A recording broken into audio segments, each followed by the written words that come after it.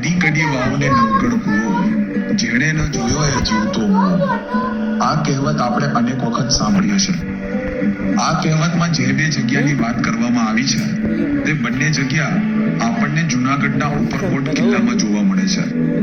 ત્યારે આજે આપણે વાત કરવાની છે ઉપરકોટની પૂર્વોત્તર દિશામાં આવેલી અડીકડી વાવ અને તેના નામ પાછળ જોડાયેલી રોચક લોકકથા વિશે. અડીકડી વાવના નામ સાથે બે લોકકથાઓ જોડાયેલી છે.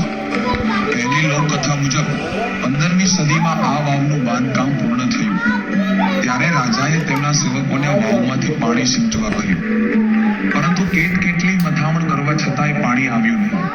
ત્યારે રાજાએ એક જ્યોતિષને આ મુદ્દે ચર્ચા કરવા બોલાવ્યા.